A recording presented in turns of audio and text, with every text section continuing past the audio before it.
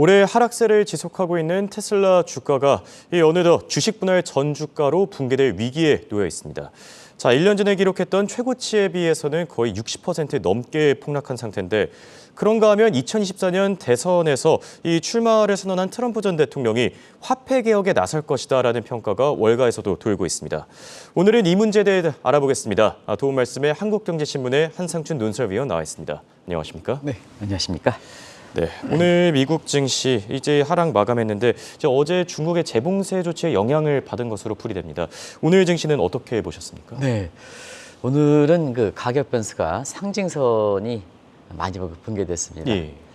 서부시 텍사스 중진류가 배럴당 80달러 선이 붕괴됐고요.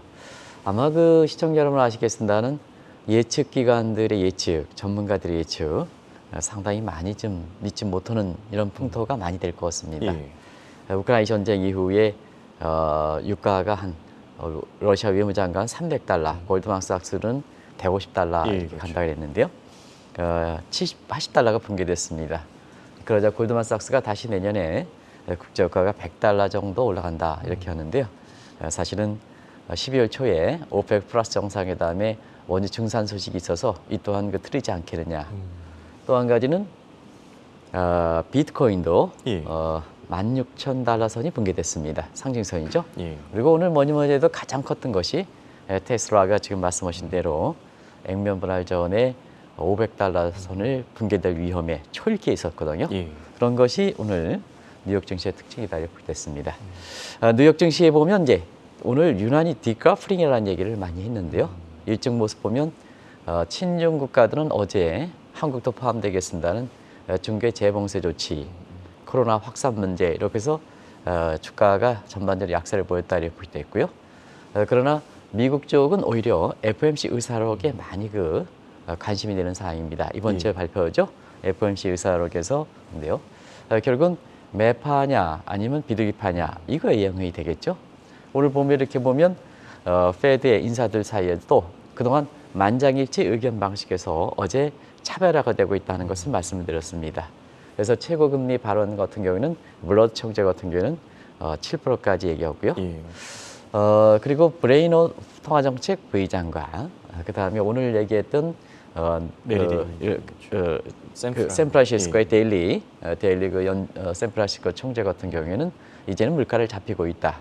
최고금리 같은 경우에는 한 5% 내에는 이렇게 하면 적당하지 않겠느냐 해서 지금 최고금리 7%와 그다음에 5% 간에 이 얘기 되면서 7%일 때는 나스닥 지수가 많이 떨어지고 그다음에 5% 정도일 땐 나스닥이 회복되는 이런 양상을 보이는 것이 지금 모습이다 이렇게 됐습니다. 어제 국내 주가는 좀 떨어졌지만 내년도에 한국 증시 관련해서 비교적 밝다 이렇게 이제 하는데요. 오늘 미국 증시 관련해서도 제라미 스티겔 미 증시에서 이론적뿐만 아니라 시장을 많이 보는 잘 보시는 제라미 스티겔도 내년에 미국 주가가 15에서 20% 정도 상승할 것이다. 그리고 국내 증시에서도 올해 증시에서도 가장 비관적으로 보았던 오펜하이머 같은 경우에도 내년 증시가 좋을 것이다 하는 이런 측면에서 결국은 저점 얘기가 많이 나오는데요. 이 저점이 올해 4분기냐 아니면 내년 1분기냐. 저점이 1분기든 4분기든 무슨 중요합니까? 지금 상태에서 추세가 중요하다 하는 측면에서는 어제 말씀드린 대로 그 저점의 1분기, 2분기, 올해 4분기, 내년 1분기 이런 관계없이 주식은 사실 주가가 아주 떨어지면 사기가 좀 어렵거든요. 지금부터 분할 매수하는 게 좋지 않겠느냐 하는 이런 시각을 얘기했는데요. 오늘 공교롭게도 제라미 시겔이든가 오펜하이머 것도 내년에 미국 증시 굉장히 좋게 보고 있다 하는 걸 말씀드리겠습니다. 네, 그래도 증시에 대한 전망이 조금씩 밝아지는 것 같은데 네, 그렇습니다. 그와는 다르게 테슬라 오늘 상징적이었죠. 앞서 짚어주신 대로 지금 이 500달러 주식 분할 전 가격인데 붕괴될 위기에 처했습니다. 어떻게 봐야 됩니까? 네, 올해 나중에 올해 증시라든가 경제를 결산하겠습니다는 사람별로 보면 이런 사람을 제가 유난히 많이 아주 잘못됐다 하는 것을 얘기한 사람들이 테슬라 일론 머스크, 그다음에 캐슈 이런 사람들을 굉장히 좀 물론 이제 비트코인과 관련된 사람들은 전부 좀 안 좋고요. 국내에서는 카카오의 김 위원장 이런 사람들 같은 경우에도 굉장히 싫게 봤습니다.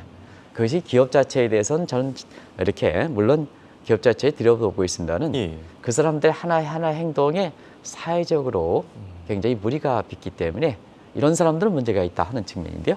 결국은 주가는 반영한다 이렇게 보게 됐습니다. 일부 이 방송에서 똑같은 시간대에서 뭐 테슬라를 줄기차게 추천한 시각이 있습니다는 저는 올해 한 해 테슬라에 대해서는 줄기차게 굉장히 예. 이렇게 악재로 상당히 좀 어둡게 얘기했습니다. 결국적으로 오늘 장중에 액면 분할전에 그게 익숙한 가격이기 때문에 좀 예. 말씀드리는데요. 액면 분할전에 이렇게 $500가 붕괴가 철기됐습니다. 503달러까지 됐었거든요. 그래서 1, 2, 3 이렇게 해서 $500가 붕괴됐냐 하는 모습도 오늘 뉴욕 증시에서는 굉장히 아마 우리 아직도 테슬라를 많이 갖고 있는 서학개미들도 있거든요. 뉴욕 증시에서 이렇게 보면 테슬라의 주가가 1, 2, 3 $500 붕괴되는 이렇게 수익계에 들어가나요? 예. 그렇게 들어간 적도 인상 깊었다 이렇게 됐습니다. 그래서 작년에 11월 달에 테슬라가 액면 분할 전에 $1,200가 넘었었는데요. 지금 오늘 그 종가로 보면 약 60%, 정확히는 58%가 폭락했다 이렇게 됐습니다. 이런 주식을 전문가라 칭하는 사람이 올해 들어서 계속해서 추천했던 시각도 상당 부분 투자자의 마음을 많이 울렸다 이렇게 됐습니다. 결과적으로 보면 일론 머스크 같은 경우에는 후임을 있잖아요. 후임 생각한다 그래요. 이제는 이제 후임 생각한다. 근데 이것도 좀 받아들이지 않고 있습니다. 저 일론 머스크의 욕심 때문에 후임을 생각하지만 저것도 궁여지책 아니냐. 실제로 후임을 디즈니 것처럼 교체하겠느냐. 디즈니는 실적이 악화되니까 교체했죠. 예, 그렇죠. 교체하겠느냐 하는 측면에서는 상징적인 미국 증시에서 상징적으로 성이 높은 게 디즈니랜드거든요.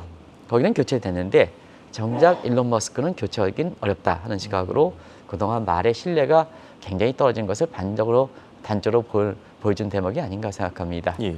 그리고 테슬라가 주가가 떨어져서 자사주를 매입해서 주가 떠받치게 했다. 이건 뭐 거의 들리지 않았을 겁니다. 그런데 결국 지금 상태에서는 50억에서 100억 달러 정도 자사주 매입해서 주가를 떠받치게 나설 것이다 하는 이런 쪽이 얘기되는데요. 오늘 이렇게 계기를 해서 작년에 일론 머스크가 태양, 일론 머스크 해가 될지 모르지만 올해는 일론 머스크가 가장 추락하는 해가 될 것이다. 그런 측면에서 스페이스X라든가 이렇게 트위터라든가 이런 쪽에 투자를 권하는 것은 잘못되어 있다는 것을 그동안 말씀드렸는데요. 결과적으로 지금처럼 ESG를 강조한 상태에서 사회적 가치가 정지하는 상태에서 자기만 살겠다고 투자자를 울리면 결과적으로 이와 같은 수용이 된다.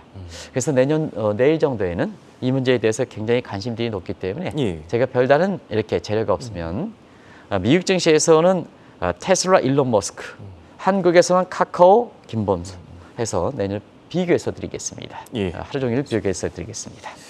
네, 확실히 오너 리스크가 주가에도 많이 반영되는 것 같습니다. 네네. 그러면 다른 주제로 넘어가서 어제 예고했던 대로 오늘 금에 대해서 좀 토론해 보기로 했는데 지금 FOMC 회의 이후에 금값 빠르게 상승하고 있지 않습니까? 네.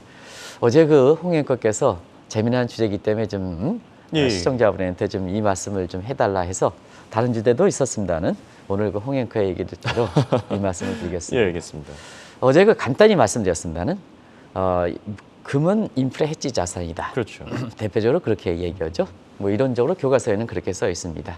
그런데 어제 그 금값 같은 경우를 잠시 설명드렸습니다는 인플레가 고조가 됐을 때 사실 금 수요가 되면서 금값이 올라야 되겠습니다는 올해 3월 이후서부터는 금값이 사실 11월 초까지 지속적으로 떨어졌다 이렇게 예. 됐습니다. 그런데 페드 회의가 끝나고 나서 사실 연준의 피벗 이렇게 얘기가 나오고 물가가 잡힌다 하면 국제 금값이 떨어져야 되겠습니다는 금값이 올라간다 하는 쪽은 말씀을 드렸습니다. 오늘 또 하나의 디지털 이렇게 금이라 하는 비트코인 가지고 좀 한번 보겠습니다. 예. 비트코인은 많은 사람이 금에 이어서 인플레 해지 자산이다 이렇게 하는데요.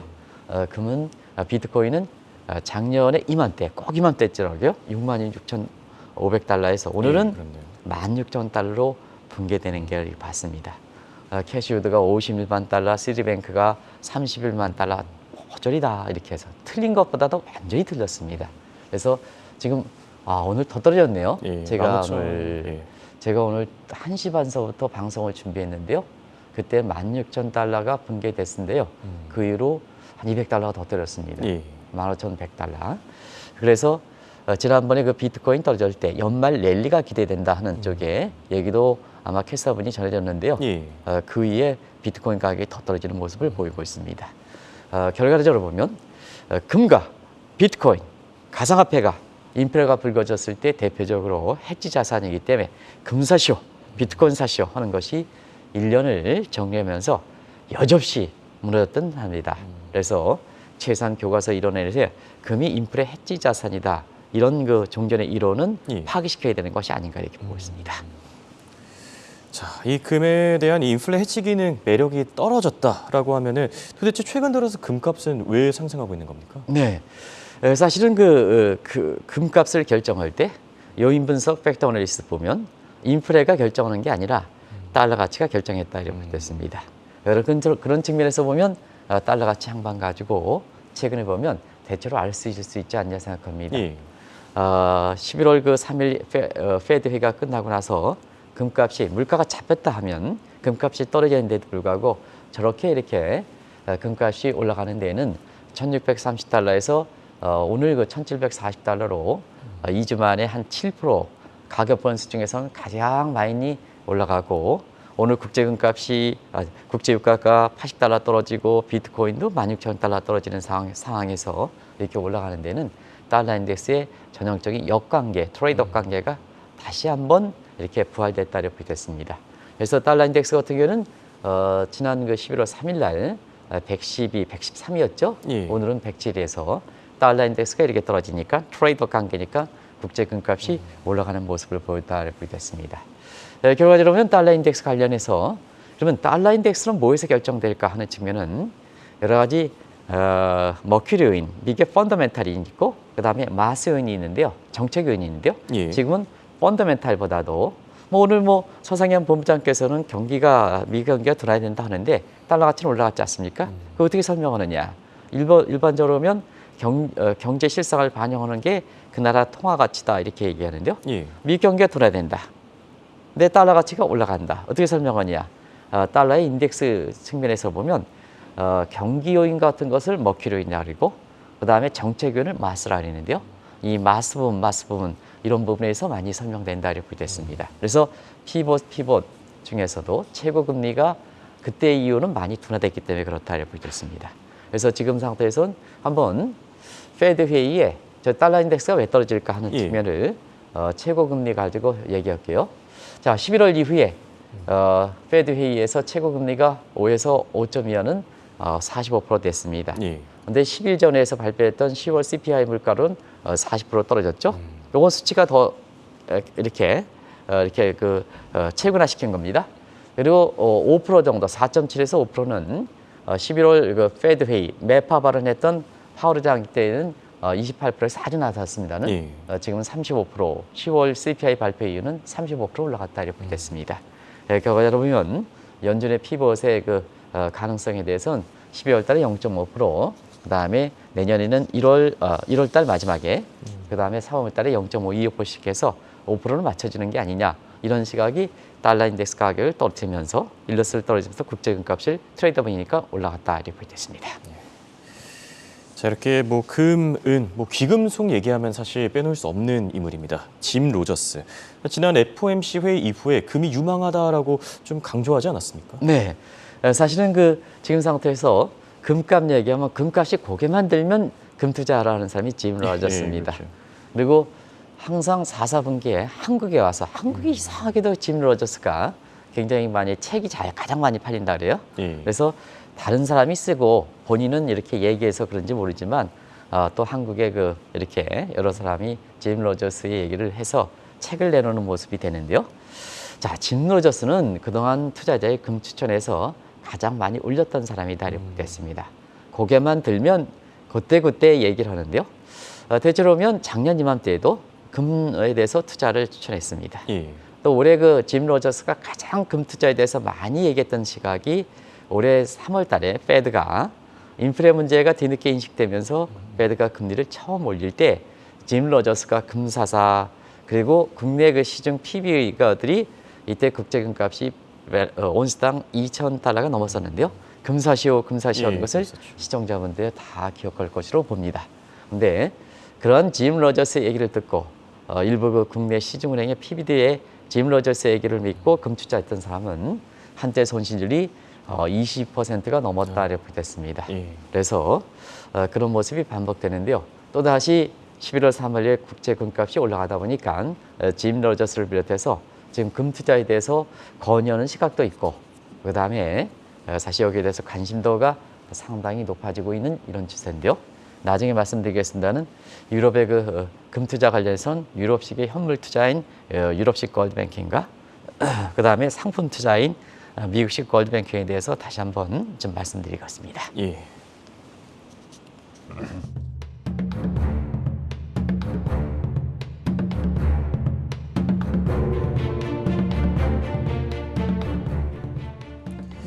자, 근본이제 도입에 성공할 수 있을까? 2024년 대선 출마를 선언한 트럼프 전 대통령이 이제 화폐 개혁을 추진할 것이다. 이런 얘기들이 나오고 있는데요. 네, 금값이 오랜만에 상승하고 그다음에 지난 그 미국 시간으로 11월 15일 날 사실 트럼프가 2024년 대선에 이렇게 출마하겠다 예. 하는 거 이제 맞물리다 보니까 이 화폐 개혁 얘기가 나온 거 아닌가 이렇게 보고 있습니다.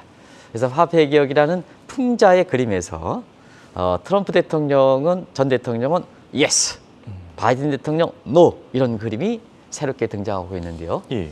왜 트럼프가 금값이 올라갈 때 화폐 개혁 얘기하고 2024년 대선거하게 화폐 개혁 얘기할까 하는 측면은 일단 트럼프가 주장하는 화폐 개혁은 근본이제다 이렇게 보겠습니다. 그러다 보니까 근본이제가 채택하면 지금의 달러는 버리고 금은 사야 되겠죠. 예. 그래서 금값이 올라갈 때 이게 관심이 된다 이렇게 보겠습니다. 그런 측면에서 오늘 내용은 달러를 투자하시는 분도 상당히 관심을 가지실 예. 필요가 필요가 있다는 걸 말씀드리겠습니다. 그런 과정에서 금과 달러는 어떤 역사를 갖고 있을까 하는 것을 간단히 좀 말씀을 드릴게요. 국제통화제도 보면 사실은 1972년 닉슨의 금태한 정지까지는 달러 이꼬르 금이었습니다. 그때는 금태한을 달러 가치를 금으로 보완했기 때문에 예. 그때 금과 달러는 같이 갔다 이렇게 됐습니다. 이 운명이 이렇게 바뀌게 된 게 1972년 닉슨의 금태한 정지서로부터 달러 가치를 더 이상 금으로 태환을 시키지 않겠다 하는 것을 결정을 해서 금과 달러 가치 간의 운명은 갈리게 됐다 이렇게 됐습니다.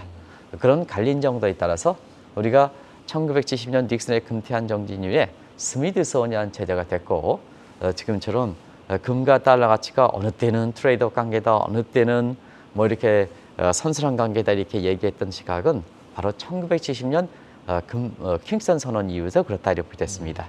이때는 금에 대해서 달러를 태환하는 것을 완전히 포기시켜 버렸습니다. 예. 그래서 국내 원하는 우리나라의 외환 수급, 달러 수급에 의해서 결정되는 플로팅 시스템, 자유변동 활제도 이렇게 됐다 이렇게 보겠습니다. 결과적으로 보면 그동안 달러 가치 보면 어떻게 되겠습니까? 달러 가치 보면 추세적으로 보면 1945년서부터 1972년까지 달러의 황금 시기가 됐었고요. 그리고 그 이후에는 달러 가치가 추세적으로 흔들려서 달러 중심의 달러 중심의 브레튼 우즈 체제가 굉장히 균열을 보였다 이렇게 얘기를 많이 하거든요. 예. 그래서 달러를 대신해서 전 세계 통화를 달러로 하자는 이 세계에 대해서 유로화를 해야 한다는 글로벌 유로화, 그다음에 테라를 도입해야 된다 하는 이런 얘기가 달러 위상이 떨어지는 상황에서 얘기했다 이렇게 됐습니다. 그러다 보니까 달러 위상을 어떻게 극복할 것이냐, 중심통을 어떻게 극복할 것이냐 나왔던 것이 유로도 안 된다, 테라도 안 된다. 그럼 뭘 할 것이냐? 결과적으로 보면 예전에 아주 영화로운 화해가 됐던 달러와 금과 태환이 됐을 때 세계 경제라든가 세계 교육이 좋았거든요. 그러다 보니까 달러가 안 돼, 그러면 금으로 대체해 이렇게 나오는 거죠. 예. 그래서 트럼프가 달러 집권 기간 동안에도 달러 가치가 흔들릴 때마다 근본이제로 해야 된다 하는 이런 쪽이 되는 상태에서 지금 트럼프가 대선에 선언했지만 굉장히 사실 불리한 위치지 않습니까? 예, 그렇죠. 불리한 위치한 사람은 굉장히 인상적이고 극적인 퍼플리즘적인 이렇게 공약을 내게 되거든요. 그런 각도에서는 화폐 개혁의 공약을 내올지 않겠느냐.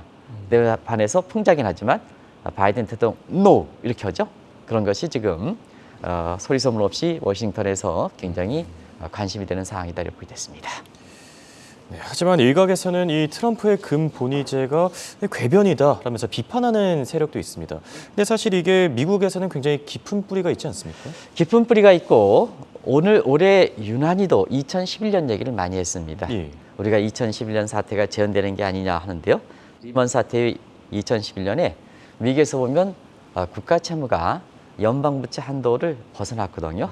그래서 S&P가 미국의 사실 그 신용등급을 떨어뜨린 적이 2011년입니다. 예. 이때 달러가 사실 가치가 많이 흔들렸거든요.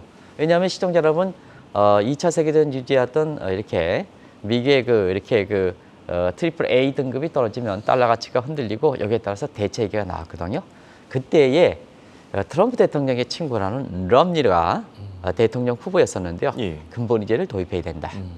그리고 그때 당시에 중심 통화인 달러 가치가 흔들리다 보니까 결과적으로 그때의 그 세계은행초인 로버트 졸릭이 사실 근본이제를 도입해야 된다. 지금 이제 11년 후인 지금 상태를 보겠습니다. 미국의 국가 채무 문제, 올해도 연방부채 아마 시간이 가면 갈수록 올해 말에 부채 한도를 벗어나는 게 아니냐 하는 쪽에 이 얘기가 있을 수가 있습니다. 그리고 3대 평가살 중에서 유럽의 피치는 빼고 양대 평가살도 미국의 신용등급을 어떻게 평가할 것이냐 하는 측면에서 중간선거의 하원에서 보면 공화당이 이렇게 다수당을 차지한다는 이 문제도 많이 결부돼 있다 이렇게 보시면 되거든요. 그래서 최근에 11월 회의 이후에 금값이 올라가고 달러 가치가 분권한 상태에서 상당 부분은 이렇게 지금 분권화가 많이 되고 있거든요. 예. 그런 상태에서 2011년에 국가 채무라든가 신용등급 얘기가 나오다 보니까 이렇게 트럼프 대통령의 근본이제 이 도입 문제가 그때를 아주 데자부해서 다시 나오는 현상이다 이렇게 보겠습니다. 사실 비관론자 입장에서는 이 근본이제가 좀 허무맹랑하다라고 할 수는 있겠지만 사실 그 말을 채택한 국가들 생각보다 많지 않습니까? 생각보다 많죠. 이걸 이제 통용상의 법정화폐 하더라도 법정화폐가 아니더라도 예. 통용하는 국가가 있고요. 그렇죠. 그다음에 법정화폐 아예 그냥 법정화폐를 선택한 국가가 있습니다. 그 대표적인 국가가 뭐 엊그제 일이죠. 지난 7월에 예, 그렇죠. 아마 홍캐서께서 그때는 이제 예, 캐스터분이었었고, 그랬었죠. 예. 근데 앵커께서도 이제 전해주셨으면 짐바브웨가 국가의 통화로 금으로서 선택하겠다는 이런 쪽에 시청자분 아실 거로 생각합니다. 그만큼 짐바브웨가 하이퍼 인플레이션 국면이기 때문에 고유시체는 일하지 않느냐. 사실상 그 CPI 보면요, 2009년에 놀라지 마시기 바랍니다. 이때도 아마 방송을 해드린 적이 있는데요. 55%였습니다. 그러면 종이화폐는 완전히 실질적이겠습니다. 예. 그러다 보니까 짐바브웨 국민들이 못하니까 저거 자국 통화를 갖고 있으면 55%테이지? 그러다 보니까 취지 조각이죠. 예. 그래서 짐바브웨 사회에서는 사실 달러를 실질적으로 법정화폐를 사용했던 요건 이제 전문적인 용어로 달러 레이저션이라는 표현을 쓰거든요. 근데 이렇게 독점국가 이런 입장에서는요. 최고 통수권자가 아주 독점력이 강한 데는 미국의 달러를 자국 국민들이 사용하는 것을 굉장히 싫어하고 있습니다. 그러다 보니까 고육지책이다, 인플레도 방지하고 국민들 사이에서는 달러를 법정 통화처럼 사용하는 것을 방지하기 위해서 짐바브웨가 금을 가지고 법정 화폐로 도입다 이렇게 됐습니다. 짐바브웨만이냐? 그렇지 않습니다. 중국도 또 남아공도 그다음에 호주라든가 선진국에서 호주, 예. 베네수엘라도 법정화폐가 아니지만 인플레가 불거질 때는 그 말을 화폐처럼 사용하는 것을 인정을 한다. 법정화폐는 아닙니다. 예, 그렇죠. 인정한다. 이런 측면인데요. 자, 성공할 수 있을까? 일전에 방송 초반에 말씀드렸습니다는 지금은 인플레 해칭 기능으로 금의 기능이 많이 떨어졌으니까 저렇게 인플레 해칭을 위해서 법정화폐로 짐바브웨처럼 선택하든 중국과 호주라든가 이런 국가로 금화를 사용하는 이 국가 법정에서는 성공할 수가 없다는 결론이 나온다 이렇게 됐습니다. 네, 그럼 끝으로 이렇게 인플레 해지 기능이 사라진 금, 앞으로 가격 향방은 달러에 달려 있다고 볼 수 있겠는데 달러 가치는 어떻게 되겠습니까? 달러 가치가 떨어지면 금이 올라가겠죠. 예. 그러면 금은 지금부터 사야 되겠죠. 근데 달러 가치가 다시 강세가 되면 금값이 떨어지니까 지금 사는 건 아니겠죠. 그런 측면에서 향후에 국제 금값을 또 금 투자에 대해서 최근에 관심이 높은데요. 결과적으로 달러 가치 향방이 좌우된다 이렇게 됐습니다. 내년도에 달러 가치에 대해서는 두 가지 요인. 내년에 물가가 잡히지 않겠느냐 하는 측면 첫 번째. 그 시기가 어떻든 간에 내년에는 꼭 잡힐 거로 이렇게 봅니다. 그리고 지금의 인플레를 수치로는 페드의 사실 달러 강세 용의총은 다른 국가들의 저항이 있는 상태거든요. 그러다 보니까 내년에는 추세적으로 달러가 그것이 1분기가 되든 2분기가 관계없이 내년도에 어제 원달러 하는 일이 알아본 것처럼 달러 가치는 추세적으로 떨어지지 않겠느냐. 그러면 금값이 올라가느냐? 올라가죠. 그러면 어느 때에 사야 되느냐? 시기적으로 보면 내년 1분기가 적당하긴 한데요. 예. 전체적으로 보면 저는 상품 투자는 권하지는 않습니다. 특히 실물 투자는 권하지 않습니다. 그래서 금을 투자할 때에도 실물 투자는 유럽식 골드뱅킹보다는 상품과 관련된 금과 관련된 소위 ETF라든가 예. 이런 상품으로 포트폴리오에 아주 조그만 일부만 사두실 것을 권유해드리겠습니다. 예. 네, 사실 포트폴리오 다각화가 굉장히 중요하기도 하죠. 네, 오늘은 머스크의 수모와 함께 금 본위제에 대한 얘기 나눠봤습니다. 지금까지 도움 말씀에 한국경제신문의 한상준 논설위원이었습니다. 감사합니다. 네, 고맙습니다.